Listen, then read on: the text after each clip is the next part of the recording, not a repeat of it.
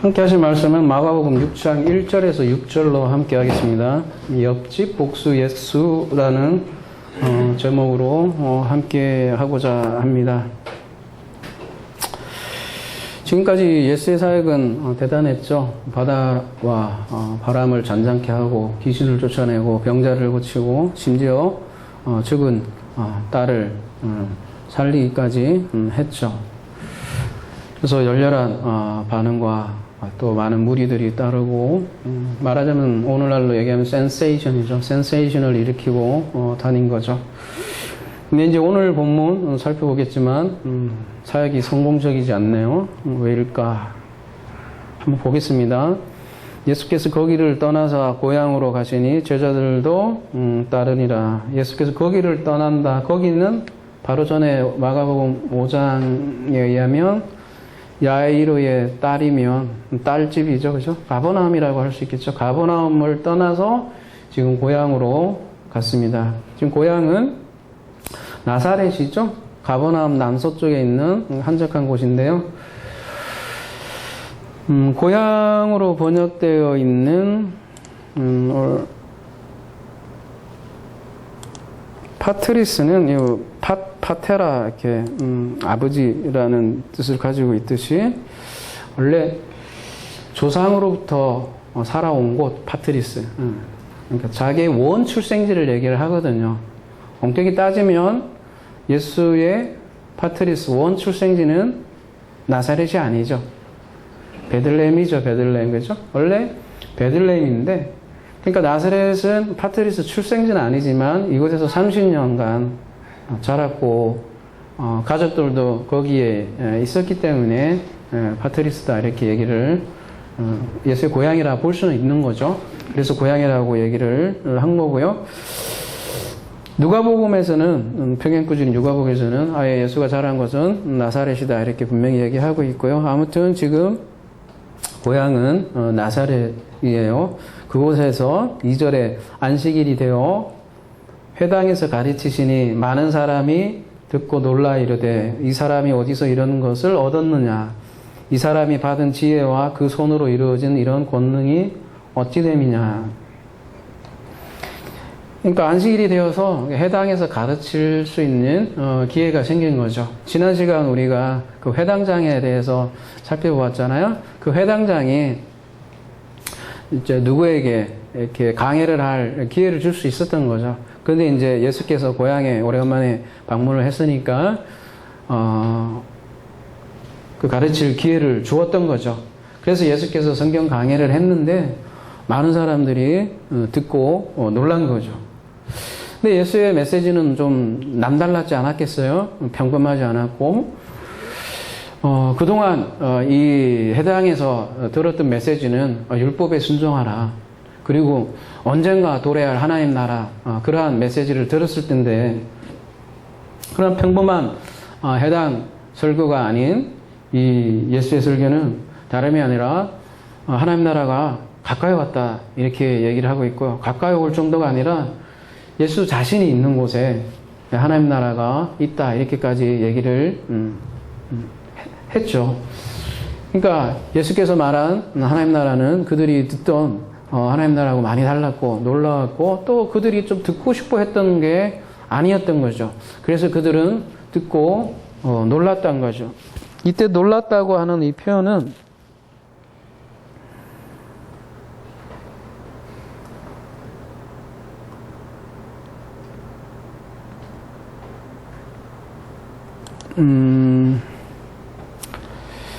충돌하다라는 뜻을 가지고 때리다 그런 뜻을 가지고 있는 4141 플레소라는 단어를 가지고 에서 온 말이에요. 그래서 굉장히 충격을 가하다, 머리를 때리다, 충격적이다 그런 표현이죠. 그러니까 은혜를 놀랐다 이게 놀라워 이게 놀라운 은혜의 말씀이다 이런 뉘앙스라기보다는 그들에게 굉장히 충격을 준 그런 메시지라는 거죠. 보통은 랍비잖아요. 말하자면 이 랍비는 랍비에게 배우죠. 근데 예수는 유명한 랍비에게 배운 적도 없거든요. 그래서 그 사람들이 굉장히 놀라운 거예요. 놀라운 교훈이긴 한데 이 사람이 도대체 어디서 이런 거를 배웠을까? 그래서 그들이 먼저 묻는 말이 이 사람이 어디서 이런 것을 얻었느냐? 랍비로부터 배운 적도 없는데 어디에서 이런 가르침이 나왔지? 그런 것을 굉장히 묻고 있어요. 그래서 가르침 자체보다는 어디로부터 그것이 왔는가? 그것이 더 충격적이었던 모양이에요. 아무것도 우리가 분명히 아는데 우리하고 함께 지내고 근데 이런 놀라운 가르침이 나오는가 그렇게 경악을 하고 있죠. 요한복음에서도 비슷한 장면이 나오는데요. 한번 가볼게요. 7장 15절 유대인이 놀랍게 여겨 이르되 이 사람은 배우지 아니하였거늘 어떻게 글을 아냐. 여기 글도 그러니까 뭐 랍비 문제가 아니라 글조차도 배우지 않았는데 어떻게 글을 아느냐. 당시에 글을 아는 사람이 이렇게 많지 않았어요. 그죠? 굉장히 소수였는데 가난한 목수 집안에 태어난 예수가 글 읽는 자체도 놀라운 일이라는 얘기죠.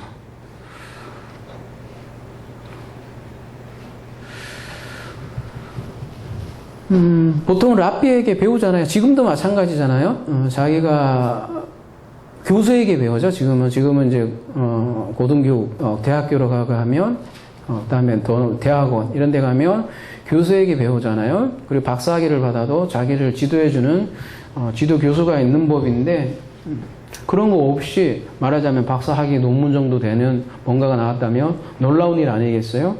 목사도 마찬가지예요. 나는 가장 존경하는 목사가 누군데 난 그로부터 배웠어. 그렇게 얘기하잖아요. 근데 예수의 가르침은 말하자면 랍비에게서 온 것도 아니고 좋은 신학교에서도 온 것도 아니라는 거죠. 그러니까 굉장히 유대인들이 놀라운 거예요. 그러니까 예수께서 대답하여 이르시되 내 교훈은 내 것이 아니요 나를 보내신 이의 것이라. 어떤 누구에게 그러니까 랍비한테 배운 것도 아니고 누구로부터 온 게 아니라 나를 보내신 이의 것이다. 하나님의 것이다. 하나님의 선물이다. 은혜의 선물이다. 이렇게 얘기를 한다는 거죠. 그러니까 잘 배운다고 깨닫는 진리도 아니라는 거죠. 그러니까 복음은 뭔가 내가 열심을 해서 누구로부터 배워서 열심히 배워서 학습한 뭔가가 아니라 이로부터 오는 나를 보내신 이로부터 오는 뭔가의 선물이라는 거죠. 예수의 교훈이 바로 그러한 교훈이다 이렇게 얘기를 요한복음에서는 하고 있고요. 다시 본문으로 돌아와서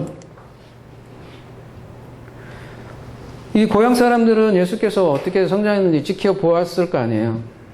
그래서 이렇게 얘기를 해요. 이 사람이 마리아의 아들 목수가 아니냐. 야고보와 요셉과 유다와 시몬의 형제가 아니냐. 그 누이들이 우리와 함께 여기 있지 아니하냐 하고 예수를 배척한지라. 목수가 아니냐. 이 사람이 마리아의 아들 목수가 아니냐. 여기에 배척한 이유가 잘 담겨 있는데요.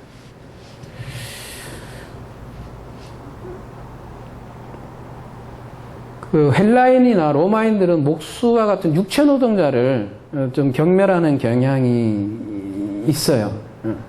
우리나라도 마찬가지잖아요. 예전에 육체 노동자보다는 붓을 갖고 그러니까 육체 노동자를 우리나라도 경시하잖아요. 그죠? 문을 숭상을 하고 물을 뭐라고 하죠? 숭상하지 않는 그런 주의가 우리 조선 시대에도 있었는데 마찬가지로 헬라인이나 로마인들은 육체 노동자를 좀 멸시하는 그런 경향이 있었는데 유대인들은 그렇지는 않았어요. 그래서 목수라고 이렇게 멸시한 건 아니라는 거죠. 여기서 마리아의 목수냐 할 때 이 목수는 텍톤이라는 단어를 쓰고 있는데요. 이건 나무뿐만 아니라 또 금속이나 돌까지도 포함되는 그러한 단어예요. 그러니까 목수라고 하면 나무만 가지고 뭔가를 만드는 사람이 아니라 금속까지도 이렇게 다루고 돌까지도 다루니까 석수라고도 할 수 있죠. 그러니까 재주가 얼마나 많겠어요. 돌도 다루죠. 금속도 다루죠. 나무도 다루죠. 그러니까 그 당시 사회가 마을이 나사렛의 동네가 사람이 있으면 몇 명이나 있었겠어요. 그죠? 한 500명 있었지 않겠어요? 근데 그 작은 동네에, 많아요 500명인데, 그 작은 동네에 목수가 굉장히 재주가 있는 거죠. 금속도 다르고, 나무도 다르고, 돌도 다르니까. 그러니까, 집을 지을 때도 필요하고, 보수할 때도 필요하고, 뭐 고장났을 때도 필요하고, 그러니까 사람들이 이 목수를 얼마나 많이 찾아왔겠어요. 그죠? 그리고 사람들 얼마나 많은 접촉이 있었겠어요. 그래서 이 목수인 예수를 그들은 친숙할 수밖에 없고, 친숙했고, 자주 찾고, 잘 알 수밖에 없고, 그런 직업군이었고, 잘 아는 그런 동네 청년이었다라는 거죠. 더 나가서 이 나사렛 예수가 어릴 때는 어떻게 했어요? 동네 꼬마 아니었겠어요? 동네 꼬마. 커서는 목수였지만 어릴 때는 동네 꼬마였고요. 그렇다면 예수는 직업상 나사렛에 상당히 잘 알려질 수밖에 없던 인물이고, 그들은 예수를 목수로 알았다라는 거죠. 당시에는 그런데 명예를 굉장히 중요시하는 사회예요. 그래서 목수가 목수 일을 잘하면 그것은 명예예요. 그 사람들 사고방식. 근데 목수가 목수 일을 안 하고 지금 다른 일을 하는 거예요. 말하자면 이 영역을 목수가 자기 영역을 넘어서 율법을 강요하는 것 자체를 사실을 좋아할 리가 없다라는 거죠. 그것은 율법사나 서기관들이 해야 할 일이라고 사실은 생각을 했다라는 거죠. 그러니까 단순히 고향 출신이라 배척 받은 것만은 아니라는 거죠. 그러니까 율법과 서기관들이 해야 할 일을 했기 때문이라는 거죠. 그래서인지 지금 이름도 마리아의 아들 목수가 아니냐 이렇게 얘기를 하는데요. 보통은 그 유대인들은 부친의 이름을 따른다는 거죠. 요셉의 아들 이렇게 표현을 해야 될 텐데 그러면 요셉의 아들 아니고 마리아의 아들 목수냐 이렇게 얘기를 한다면 요셉이 죽었던 걸까? 이렇게 질문을 할 수 있는데요. 심지어 죽었다라고 하더라도 유대인의 전통에 의하면 아버지가 죽었다고 하더라도 마리아의 아들 이렇게 얘기하지는 않는다는 거죠. 죽었다 하더라도 요셉의 아들 요셉의 아들 이런 식으로 부른다는 거죠. 근데 지금 마리아의 아들로 이렇게 부르는 것은 유대교에서는 평범한 게 아니라는 거죠. 사실이 굉장히 뭐라고 하죠? 비하한 표현이고 모욕적인 표현이에요. 마리아의 아들 표현은. 그러니까 비록 예수의 설교와 능력이 놀랄만한 것이었다 하더라도 그들은 예수를 용납하지 못했던 거예요. 그래서 비하하고 그를 용납하지 않았다는 거죠. 그래서 예수를 배척했다고 하는데 스칸달리조라는 단어를 쓰고 있는데요. 돛 올가미를 뜻하는 스칸달론에서 온 말인데요. 그래서 이 단어는 덫에 걸려 넘어지다 그런 뜻을 가지고 있어요. 그러니까 예수를 배척한 것은 그들이 덫에 걸려 넘어진 것이기도 한 거죠. 그러니까 그들은 실체를 보지 못하고 실상을 보지 못한 거죠. 그래서 예수에게 걸려 넘어진 거죠. 그래서 예수를 배척을 한 거죠. 그리고 여기에 보면 이제 그들의 말 속에서 중요한 정보가 나오는데 이거 잠깐 언급을 하면 야고보와 요셉과 유다와 시몬의 형제가 아니냐 이렇게 간단한 언급이지만 교회사에서는 이거 가지고 많은 논쟁의 요소가 좀 있었는데요. 왜 그러냐면 마리아 때문에 그렇죠. 마리아는 영원한 처녀다라는 그들의 신조를 가지고 있죠. 어디가요? 로마 카톨릭이죠. 종교에도 그렇고요. 그러니까 4세기에 마리아는 영원한 처녀이다. 그렇기 때문에 여기에 나온 야고보, 요셉, 유다, 시몬은 마리아가 낳은 자식일까요? 아닐까요? 그들에 의하면 아닌 거죠. 이미 큰일 나잖아요.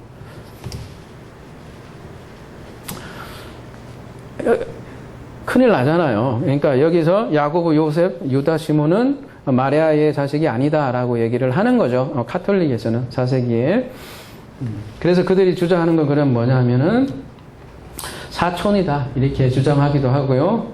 혹은 요셉이 마리아하고 결혼하기 전에 다른 여인과 결혼해서 낳았던 자녀들이다 이렇게 얘기를 하고 있는데 아무리 보고 눈 씻고 봐도 그냥 예수의 친형제요 자매들이라는 거죠. 그렇지 않아요? 여기 어디 사촌이라는 얘기가 나오고 어디에 뭐 요셉이 결혼하기 전에 낳은 아들이라고 안 나오잖아요. 그래서 우리는 예수의 친형제요 자매로 우리는 봐야 되고 평범한 그 유대 가족으로 우리는 봐야 되죠. 이 중에 야고보는 뭐 여러분이 잘 알다시피 초대교회에 예루살렘 교회 지도자 역할을 했던 그런 자죠. 그리고 나중에 죽게 되죠. 거기서 유다는 공동서신의 저자, 유다서의 저자로 알려지는 그런 유다고요. 그러니까 처음에는 예수의 형제조차도 배척을 하죠. 예수를 배척을 하는데 나중에 보면 이러한 형제들이 교회사에 굉장히 중요한 역할을 하는 것으로 보입니다. 이렇게 이 형제들 잠깐 꺼내고 4절로 다시 가서 예수께서 그들에게 이르시되 선지자가 자기 고향과 자기 친척과 자기 집 외에서는 존경을 받지 못함이 없느니라 하시며 선지자가 자기 고향과 자기 친척과 자기 집에서는 존경을 받지 못한다. 자기 고향뿐만 아니라 자기 집에서도 존경을 받지 못한다. 지금 얘기를 하고 있네요. 또 심지어는 자기 집. 근데 앞에 선지자가 붙어 있어요. 헬라 문헌에 보면 다양한 형태로 이런 속담 이런 게 어떤 속담이 있었냐면 철학자가 자기 고향에서는 배가 고프다 그러한 속담도 있는데 그러한 다양한 속담이 있었는데 예수께서는 그런 인용구를 사용하는데 또 독특한 것은 선지자 말을 지금 쓰고 있어요. 자신을 선지자라 이렇게 표현을 하고 있고요. 선지자가 자기 고향에서 존경을 받지 못한다. 지금 이렇게 얘기를 하고 있네요. 그런데 그래서 성경에서는 이러한 선지자가 고향에서 배척받는 경우가 있어요. 대표적인 경우가 예레미야인데요. 자기 고향 아나돗 사람들에게 배척 받는 장면이 예레미야 1장하고 11장에 나오는데요. 아나돗 사람들이 심지어 예레미야를 죽이려고까지 해요. 예레미야 고향 사람들이 왜 예레미야라는 선지자를 죽이려 했을까요? 다른 선지자들은 다 평안하다를 선포하는데 이 예레미야는 계속해서 재앙을 선포를 한다는 거죠. 지금도 마찬가지죠. 사람들은 자신이 듣고 싶어하는 메시지를 듣고 싶어 한다는 거죠. 잘 될 거야, 잘 될 거야. 복을 원하는데 거꾸로 심판을 계속해서 선포를 한다면 굉장히 불편하고 싸우고 심지어는 죽이기까지 하겠냐만요. 그죠? 사람들이 좋아하지 않는다는 거죠. 심판의 메시지는 거부한다는 거죠. 근데 심판 없는 구원은 없습니다. 여러분 요한복음 16장에 가보면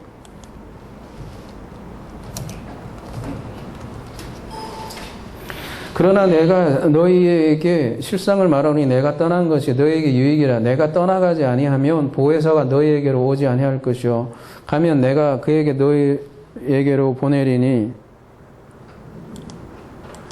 그가 와서 죄에 대하여 의에 대해서 심판에 대해서 세상을 책망하시리라. 죄에 대해서 의에 대해서 심판에 대해서 엘렌코하리라 드러내리라 이렇게 얘기를 하거든요. 근데 사람들은 이 심판에 대해서는 듣기 싫어하는 거죠. 현대 기독교인은 축복 그리고 축복 그리고 축복을 원하는 것 같아요. 근데 심판을 엘렌코하면 배척을 하는 거죠. 그 배척의 경험이 아나도드에서 예레미야의 경험이었고 그 선지자의 경험인 거죠. 오늘 본문에서 똑같은 그 평행구절이죠. 누가복음에서도 이런 내용이 똑같이 나오는데요. 누가복음에서는 어떻게 얘기를 하고 있냐면 누가복음 4장 24절 또 이르시되 내가 진실로 너희에게 이르노니 선지자가 고향에서는 환영을 받는 자가 없느냐. 이 선지자 얘기하면서 선지자의 사례를 들어요. 그 사례가 뭐냐면 엘리야의 사례를 들어서 이렇게 얘기해요. 내가 참으로 너희에게 이르노니 엘리야 시대에 하늘이 3년 6개월간 닫히어 온 땅에 큰 흉년이 들었을 때에 이스라엘에 많은 과부가 있었으되 엘리야가 그 중에 한 사람에게도 보내심을 받지 않고 오직 시돈 땅에 있는 사렙다의 한 과부에게 뿐이었으며. 엘리야를 예를 드는데요. 엘리야는 이스라엘에 많은 과부가 있지만 이스라엘에 가지 않고 시돈 땅에 있는 사렙다의 한 과부에게 갔다. 이렇게 얘기하잖아요. 그러니까 이스라엘이 아닌 이방인에게만 지금 하나님의 은혜를 베풀었다. 마찬가지로 선민이라고 생각하는 너희들이 지금 나를 배척하였다. 그러니까 예수는 지금 엘리야를 예로 들어서 이스라엘이 선지자인 엘리야를 배척한 걸로 보는 거죠. 마찬가지로 선지자인 나를 배척했다는 거죠. 그래서 엘리야의 아까 3년 6개월 동안 가뭄의 기간이라고 했는데 예수의 공생의 기간과도 같은 거 아니겠어요? 이스라엘에게 가뭄이라는 거죠. 이스라엘은 자신이 선민이라고 생각을 하는데 이스라엘은 흉년이라는 거죠. 사실은 선민이 아니라 흉년이라는 거죠. 가뭄이라는 거죠. 다른 표현이라 하면 이스라엘에 많은 과부가 있다. 그러니까 선민이라고 생각하는 너희들은 사실은 과부들이다. 이렇게 얘기하는 거잖아요. 누가복음 그 다음에 나가면 또 엘리사 얘기를 드는데요. 선지자 엘리사 때는 이스라엘에 많은 나병 환자가 있었는데 그중 한 사람도 깨끗함을 얻지 못하고 오직 수리아 사람 나아만 뿐이었느니라. 엘리사의 경우도 마찬가지라는 거죠. 이스라엘에 다른 많은 나병 환자가 있었음에도 불구하고 오직 수리아 사람 나아만이 깨끗함을 얻었다. 이렇게 얘기하고 있잖아요. 그러니까 이스라엘은 선민이라고 생각할지는 모르겠는데 사실 나병 환자다라는 것을 좀 고발하는 거잖아요.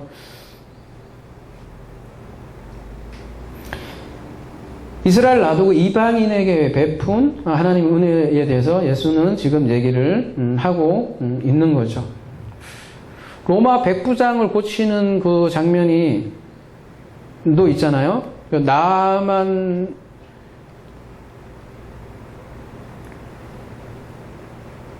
을 치유하는 이 장면과 아주 유사한데 거기에도 이방인이라는 거죠. 그러니까 이스라엘은 지금 기가 닫혔고 오히려 그래서 이방에게 펼쳐지는 은혜에 대해서 얘기를 하고 있다는 거죠. 두 엘리사, 엘리야 얘기 두 얘기가 공통점이 바로 이방인이라는 거죠. 엘리야, 엘리사도 이스라엘에서 배척당하고 이방 땅에서 말씀의 역사가 일어났다는 것을 보여주는 거죠. 이방인의 구원인데요. 오늘날 성도들에게 있어서 이방인의 구원이라는 주제는 너무 자연스럽게 이해될지 모르지만 당시 배타적인 선민사상으로 무장되어 있던 유대인들에게 있어서는 일대 충격적이고 도전적인 거죠. 그리고 예수의 지금 고향에서 배척당하는 이런 모습은 훗날 이스라엘 배척 사건으로 확대되는 거죠. 주제가 같죠. 그리고 그것은 구약에도 계속해서 나오는 얘기고요. 마가복음 이미 3장 앞에서 고향 사람뿐만 아니라 이스라엘이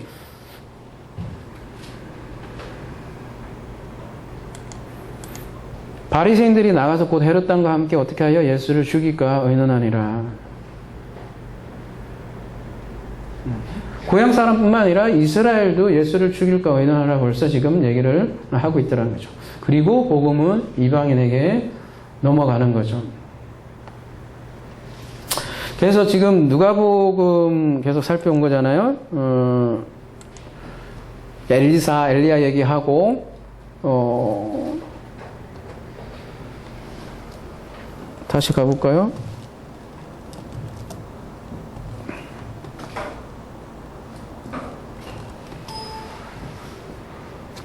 누가복음에 그 엘리야 얘기하고 나니까 해당에 있는 자들이 이것을 듣고 다 크게 화가 나서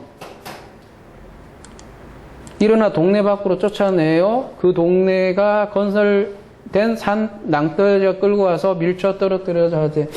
그러니까 지금 마가복음도 고향의 배척 사건을 그리고 있잖아요. 근데 똑같은 사건을 누가복음에서도 그리고 있는데 누가복음에서는 조금 관점이 다른 거예요. 심지어 거기서는 예수를 죽이려고까지 한다는 장면이 나오는 거고, 또 엘리야 얘기가 또 추가적으로 더 나온다는 거죠. 그래서 누가복음에서는 훨씬 더 예수께서 이 고향 사람들에게 훨씬 더 고발하고 있고요. 누가복음에서는 너희가 사실은 선민이라고 생각할지 모르겠지만 사실 너희가 가부야. 너희가 하나님의 없는 자들이야. 그리고 두 번째 너희들이 바로 나병 환자야. 그런 얘기를 듣는 사람 얼마나 기분 나쁘겠어요. 그죠? 그러니까 자기를 나병 환자야, 자기를 과부로 취급을 하니까 이러한 반응이 일어나고 화가 나고 그래서 이렇게 죽이려고까지 했다라는 거죠. 그리고 지금 이러한 사건이 일어난 장소가 회당이에요, 회당. 예루살렘 성전 대신에 율법도 낭독되고 예배가 이루어지던 곳이거든요. 회당에서 이런 사건이 난다는 거죠. 지금으로 말하면 뭐 교회다, 교회 이 정도로 얘기할 수 있을까요? 교회에서도 똑같은, 예를 들면 예수의 메시지를 만약에 전하면 심각한 상황이 벌어진다는 거죠. 막 쫓겨나고 배척이 일어나고 핍박이 일어난다는 거죠. 사실 얼마나 말랑말랑해요. 교회에서 일어나는 메시지들이, 그죠? 다 틀린 말은 아니지만 난 사랑받기 위해 태어난 사람, 다 틀린 말은 아니에요. 그죠? 사랑받아야죠. 그렇지만 그쪽 부분만 계속해서, 그죠? 마약처럼 투입을 받는 그러한 상태에서 거꾸로의 측면을 얘기를 한다면 얼마나 많은 사람들이 덤벼들겠냐 이거죠.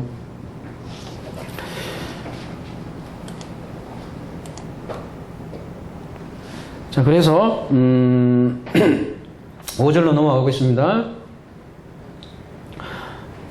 거기서는 아무 권능도 행할 수 없어 다만 소수의 병자에게 안수하여 고칠 뿐이었고, 마가는 지금 예수가 거기서는 아무 권능도 행할 수 없었다 하고 솔직하게 말하고 있어요.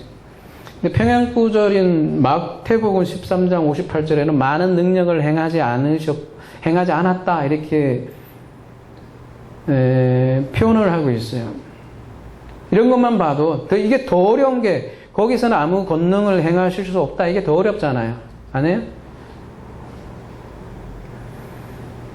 아니, 무슨 얘기냐면 마태복음, 마가복음, 누가복음, 요한복음도 그러니까 어떤 게 더 빠르다라는 그런 그 순서의 빠름에 대해서 이해가 있을 거 아니에요. 그러니까 마가복음이 보통 제일 빠른 걸로 인정을 한단 말이에요. 마가복음이 있고 그 다음에 마태복음이 있다 이렇게 얘기를 한단 말이죠. 이런 걸로만 봐도 마가복음이 가장 빠른 것 같다라고 많은 학자들이 그래서 동의를 하는 거죠. 왜냐하면 이게 솔직하잖아요. 거기서는 아무 권능을 행할 수 없다. 메시아인데, 그리스도인데 그가 아무 권능도 행할 수 없어? 이런 질문이 오니까 뒤에서는 이렇게 얘기할 수도 있다라는 거잖아요. 그죠?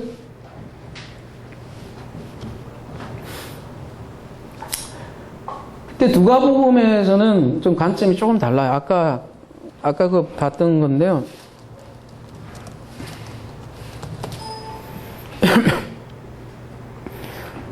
요거 말씀 다음에 이 선지자가 고향에서는 환영을 받는 자가 없다 이게 나오는 거잖아요.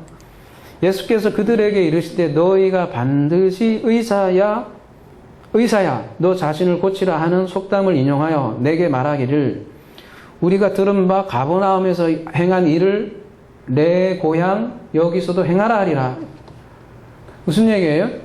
그러니까 마가복음에서는 예수께서 그냥 일방적으로 그러니까 당한 것처럼 배척당한 것처럼 보이지만 누가복음에서는 예수께서 지금 원인을 제공하잖아요. 가버나움에서 한 일을 여기 고향에서도 해보라 하고 조롱할 것이다라는 거죠, 너희들이. 그러면 예수께서 그 능력을 보여주면 될 거 아니에요. 근데 어떻게 해요? 능력을 행하지 않으셨다라는 거죠.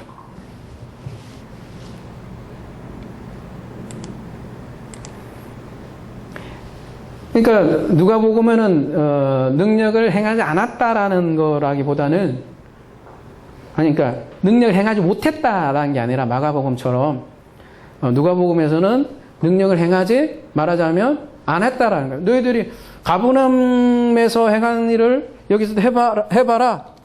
고향 사람들은 그렇게 얘기하더라도 아니 그런 식으로 얘기를 하면 나는 능력을 행하지 않겠다는 거잖아요. 그러니까 누가복음에서는 왜 그러면 이 능력을 행하지 않았을까? 아니 이러한 마음으로 능력 표적을 보여줘봐 이렇게 얘기해서 표적을 행한들 그 사람에게 어떤 신앙적인 도움이 될까요? 그죠? 능력을 보여주면 못하겠어요. 신앙은 오히려 딴 방향으로 갈 거라는 거죠. 표적은 늘 실체를 이해한 것이라고 했잖아요. 근데 표적이 실체를 안내하지 못한다면 표적을 행할 이유가 없겠죠. 그래서 누가복음에서는 아예 표적을 행하지 않은 것으로 지금 그리고 있고요. 그러니까 이렇게 복음서마다 약간씩 그 주제가 달리 이렇게 그리고는 있어요. 그게 저는 틀리다라고 보지 않고 그 저자가 관점이 다르게 묘사하는 거라고 저는 그렇게 봐요. 한 그림이 있어요. 이런 그림이 있으면 요렇게도 보고 또 어떤 사람이 요렇게도 그리고 또 사람이 요렇게도 보고 그리는 거잖아요. 그렇게 네 가지가 조화돼서 다 복음서를 보면 된다고 보면 되는 거죠. 어쨌든 오늘은 우리가 지금 마가복음을 하고 있으니까 마가복음의 눈으로 보자면 마가복음은 아주 담백해요. 뭐라고 했냐면 거기서는 아무 권능도 행하실 수 없었다. 행할 수 없었다. 그러니까 마가복음은 다른 복음서보다도 예수의 굉장히 인간적인 면을 여과 없이 묘사를 하고 있어요. 그러니까 보면 마가복음을 유심히 보면 똑같이 그 세리하고 이렇게 걷는 장면이 나오는데 똑같이 되게 피로해해요. 그리고 6장 5절 6절 가만히 보면 여기 실망감이 우리가 볼 수 있고요. 저쪽 13장에 가면 아버지는 아는데 나는 모른다. 심판의 날을 그런 말도 나오고요. 또 십자가에서는 굉장히 두려워하고 힘들어하고 이런 장면까지도 굉장히 나온다는 거죠. 그리고 오늘 마가복음 6장에 가면 가족들에게 아무런 영향도 못 미치는 그러한 예수로 등장을 한다는 거죠. 그리고 다만 소수의 병자 안수하여 고쳤다. 말하자면 고향에서 사역은 성공적이지 못했다는 말이죠. 굉장히 인간적으로 그리고 있는 것이 마가복음이다. 우리가 이렇게 이야기할 수 있을 것 같습니다. 뭔가 이렇게 치장하려고 들지 않는다는 거죠. 6절 또 마찬가지예요. 그들이 믿지 않음을 이상히 여기셨더라. 이에 모든 촌에 두루 다니시며 가르치시더라. 저희의 믿지 않음을 이상히 여기더라. 이 얘기는, 이 묘사는 고향 사람들의 배척을 예수는 전혀 예측하지 못했다라는 것을 우리가 간접적으로 알려준다는 거죠. 또 무척 당황하고 있는 것을 알 수 있어요. 이상히 여기었더라. 다우마조라는 이 단어 자체가 그러한 단어입니다. 정말 당황할 정도로 이상히 여기고 기이히 여긴다는 거죠. 이 다우마조라는 단어가 마태복음 8장 10절에 보면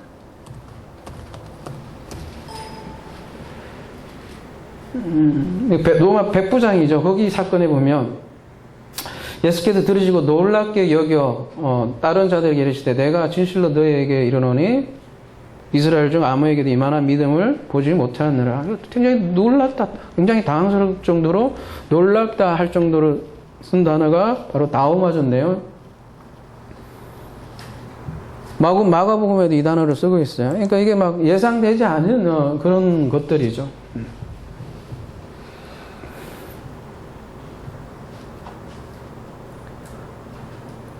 여러분, 예수도 예측하지 못한 일로 당황한다는 거죠. 이거에 대해서 되게 당황하는 사람들이 있다는 거죠. 왜냐하면 예수의 신성을 계속해서 옹호를 해야 되니까 예수도 당황했다라는 거를 당황하는 사람들이 많다라는 거죠. 예수의 인간적인 면이 그려진 부분이 성경에 분명히 있다라는 거죠. 예수 또한 인간이라는 사실을 우리가 분명히 알아야 된다는 거죠. 대표적으로 빌립보서 2장 6절에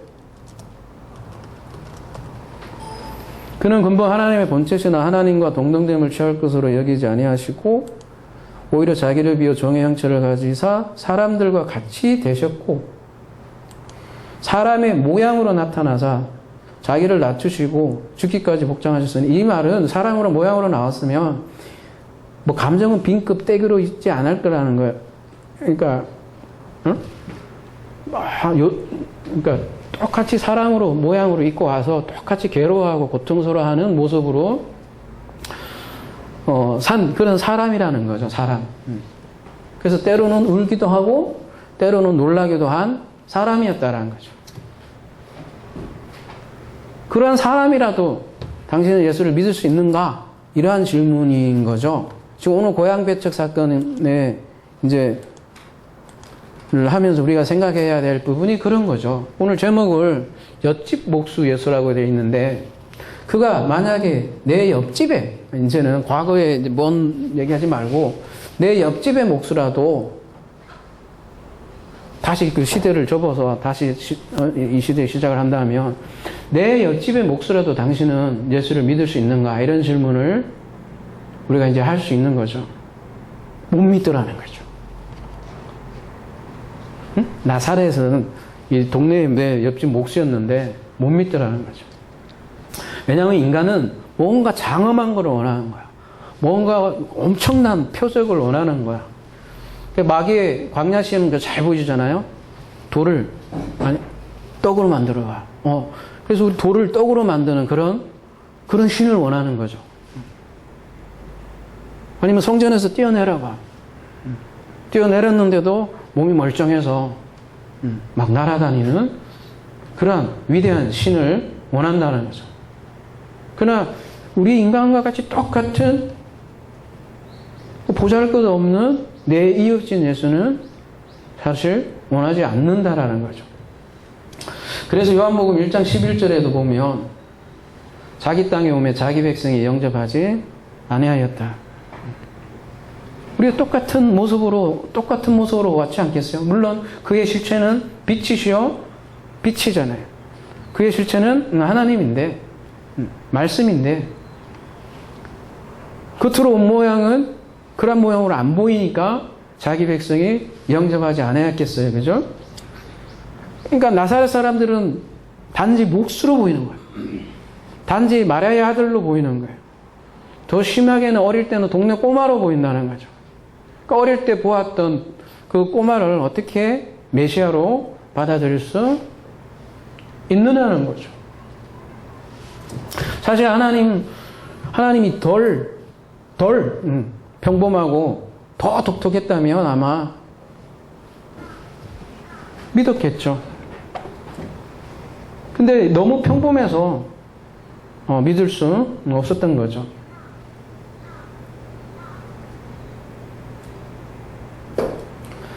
하나님 세상과 너무 밀접하게 관련이 돼 있어요. 그래서 세상이 하나님을 볼 수 없고, 또 나사렛 마을과 너무 밀접한 관련이 있기 때문에 마을 사람들이 예수에게서 하나님의 아들이라는 걸 인식 자체를 할 수가 없었어요. 인간은 하나님이 주신 것과 다른 무언가를 원한다는 거죠. 그러니까 믿지 못하게 하는 뭔가의 장애물은, 큰 장애물은 하나님이 역사하지 않는 게 아니라 우리에게 자신을 그저 몫으로, 말의 아들로 낮춘 하나님을 받아들인 꺼리는 인간의 마음이라는 거죠. 인간의 마음. 인간은 너무 평범하기 때문에 못 보는 게 많아요. 우리 일상이 너무 평범하기 때문에 소중하다는 걸 깨닫지 못하는 것처럼 뭔가 평범한 곳에서 하나님을 보지 못한다는 거죠. 이 말씀과 관련해서 생각해 보면 될까요? 이 말씀을 함께 생각해 보면서 말씀을 마무리하고자 합니다.